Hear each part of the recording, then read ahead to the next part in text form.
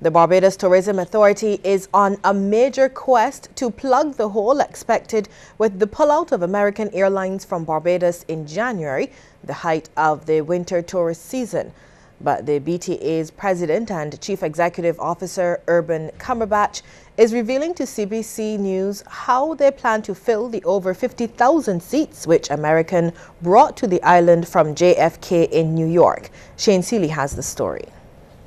American Airlines officially informed the Barbados Tourism Authority about 6 weeks ago that it was pulling its service from JFK International in New York to Barbados, leaving local tourism officials to fill a huge hole as far as arrivals are concerned. 54,000 seats and potential visitors to be exact. Now JetBlue's daily service to Barbados covers about 29,000 of those seats, but it still leaves another 25,000 seats unaccounted for. CEO of the Barbados Tourism Authority, Urban Cumberbatch, says the BTA is urgently moving to plug the gap. Wednesday, this week, next 2 days, I'll be going to Trinidad to meet with the president and CEO and the CAL organization to see if we could get them to fly 3 times a week to JFK to help plug the gap.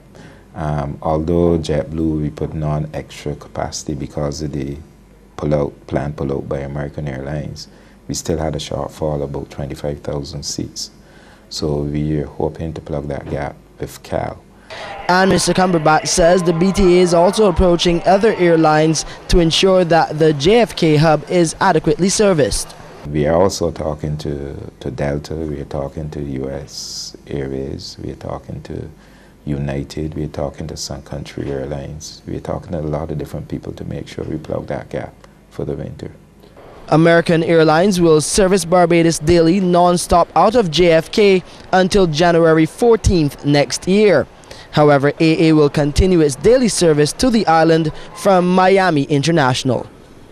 Shane Seeley, CBC News. Thanks, Shane. A new tourism product aimed at exposing visitors to more local cuisine has been launched.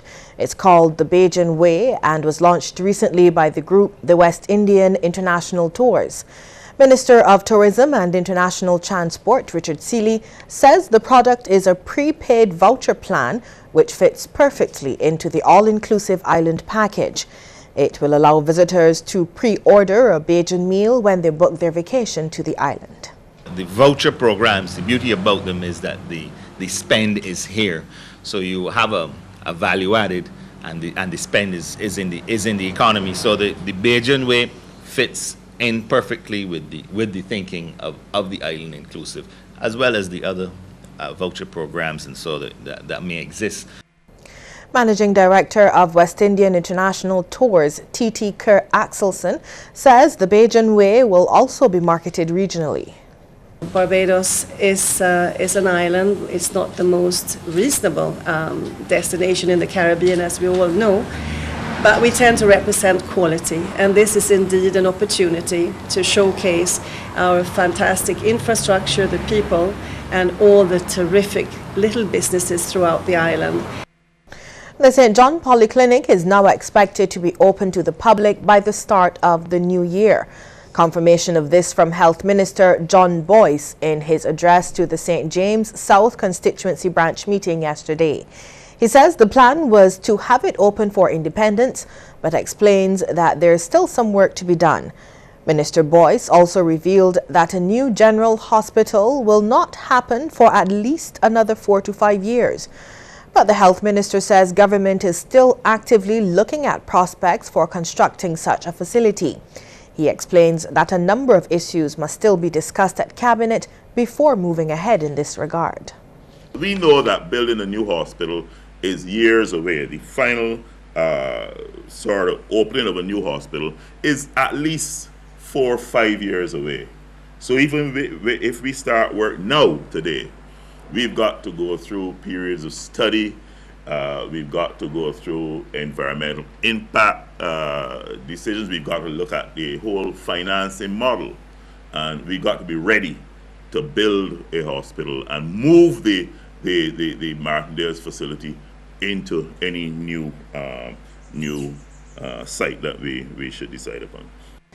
There was absolutely no political motivation behind the decision to charge 3 senior employees at the Nation newspaper in connection with the story and photograph published of 2 school teens allegedly engaged in a sex act.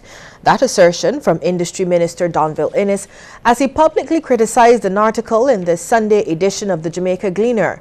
He says any action taken against the Nation employees is within the law. We are still a law-abiding society. Right.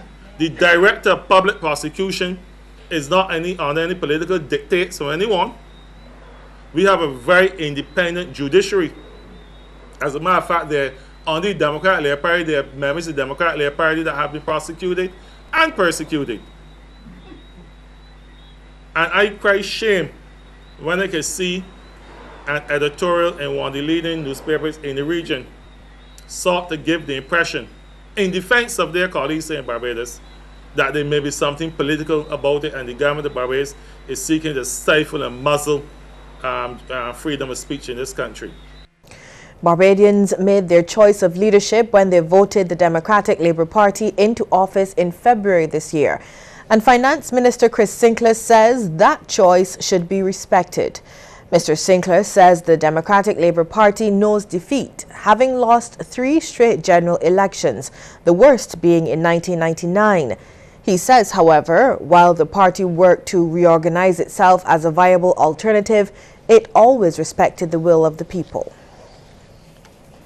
What we didn't do is to try to pull Barbados down to get into office. Because getting into political office can't be worth as much as the stability, the growth, and the success of Barbados. And when politics reach the stage where you feel you have to destroy in order to build back, something has to be fundamentally wrong. The Finance Minister was speaking at an awards function for his St. Michael Northwest branch at Ammon Bay in Hastings. At the function, Mr. Sinclair praised the branch for being well organized and effective. Several people were also awarded for work done within the constituency. A Christchurch man who was held by police on a suspected charge of murder is dead after allegedly consuming a toxic substance. He is Ryan Atwell of Pritchard Hill, St. Patrick's, Christchurch. Police say Atwell, who was arrested yesterday in connection with the death of Linda Tull, who was allegedly murdered behind the Oystons Polyclinic on Friday, November 15th, apparently committed suicide. Lawmen say Atwell indicated to them at the time of his apprehension that he had ingested a noxious substance. He was taken immediately to the Queen Elizabeth Hospital for medical attention, but subsequently died early this morning. It was last Friday that 45-year-old Linda Tull of Foursquare Valley, St. Philip, was in the company of her daughter around 20 minutes to 12 when they were accosted by Atwell. The daughter left to seek help from police, but during that time, her mother was allegedly attacked and killed by Atwell.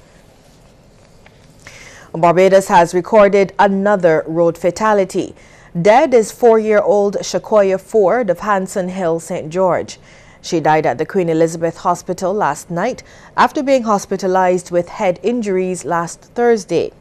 This after being struck by a motor van driven by Nadeem Blendman of Haggett Hall around 3 o'clock that day. Sexual behavior among teenagers need to be changed because they're putting themselves more at risk to sexually transmitted infections. This plea from Dr. Carol Jacobs, chairman of the Caribbean Broadcast Media Partnership on HIV and AIDS. She was speaking at a workshop at the Savannah Hotel. Dr. Jacobs says that to deal with problems like these, there is a challenge. We are challenged by funding. Barbados is an upper middle income country. Most of the countries in our region, almost all of them, are middle income countries and therefore have for eons been unattractive to funders in any forum.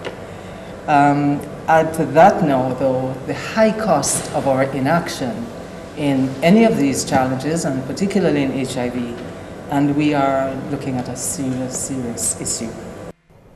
Well, there is concern that young people may not be responding to the problem of human trafficking. It comes from Attorney General and Minister of Home Affairs, Adriel Brathwaite. I am very concerned that we are, maybe, I don't want to say that we are not reaching where we should reach, that maybe that in fact that we had reached a stage where there was saturation and our young people were hearing the message but no longer assimilating the message and understanding the relevance of the message to their individual lives and stuff. And therefore, if I'm right, we need to address it. Barbadians are paying slightly less for gasoline, diesel and kerosene. As of midnight last night, the price of gasoline decreased from $3.24 per litre to $3.11 per litre. This represents a savings of 13 cents. Also, the price of diesel and kerosene both decreased by 6 cents. Diesel moved from $2.85 per litre to $2.79 per litre, while kerosene dropped from $1.88 per litre to $1.82 per litre. Meanwhile, there has been an increase in the retail price of liquefied petroleum gas or bottled gas. The price of the 100-pound cylinder, which retailed at $184.87, now costs $192.40, an increase of $7.53. The 25-pound cylinder now costs $53.20, up from $51.32. The 22-pound cylinder now costs $46.98, and the 20-pound cylinder is now being sold at $42.71. Over 400 people have received assistance from the Barbados Vagrants and Homeless Society in the past 5 years. Word of this from Chairman Kimar Safri in an address to a cocktail reception hosted by the organization at the Savannah Hotel. Mr. Safri says this assistance varied from weekly feeding to rehabilitation. This program has assisted up to 450 persons registered on the organization's data. Persons that are in need are actually homeless or vagrants. And the number grows, obviously, because of the economic downturn. The homeless number is growing. Former participant and current manager of the Society's halfway house, Peter Francis, says the program has given him and others a second chance. Law-abiding society. And through the grace of God, I'm grateful today because the BVHS has saved my life and put me back on my feet. And now I'm successfully and boldly can stand and say that I am now reintegrated back into society. And I continue to pray for Mr. Safri, because if not for Mr. Kimar Safri, I don't know what my life would be today. The Barbados Institute of Management and Productivity will play a pivotal role in the emergence of new industries in Barbados. That's the view of Minister of International Business, Donville Innes. He was speaking during BIMAP's 41st graduation ceremony held at the Lloyd Erskine Sandiford Center. We are still a law-abiding society. Right. The Director of Public Prosecution is not under any political dictates from anyone. We have a very independent judiciary. As a matter of fact, they're on the Democratic Labour Party, there are members of the Democratic Labour Party that have been prosecuted and persecuted. We apologize for that incorrect extract. Mr. Innes actually told the students to strive for excellence. Barbadians will soon have more information about the work and role of engineers within society. It comes as the Barbados Association of Professional Engineers prepares to launch its newsletter and updated version of its website later this week. This was revealed by the President, Greg Paris, during the association's 49th anniversary service held at the Calvary Moravian Church. He says tomorrow's launch will help the association to fulfill its mandate and represent the public's general interest as it relates to safety issues. Mr. Paris notes the new paper will be free to the public at selected locations across the island. The first issue is called Your Home, an Engineer's Perspective, where it looks at hurricanes on your home, indoor air quality. It also looks at choosing an AC unit and the soil you build on. You know, high-end would show us that in 1 minute, well, in 24 hours really, what you have could just totally disappear. Your quality of life can be diminished in hours. Despite the many criticisms leveled against her style of governance, the late Margaret Thatcher and many of her policies were significant help to Barbados. So says patron of the Barbados Families and Friends Relocation Association, Owen Eversley. He was speaking at a remembrance and Thanksgiving service held in honor of Baroness Thatcher, who died in April this year at age 87. Mrs. Thatcher served from 1975 to 1990 as leader of the Conservative Party.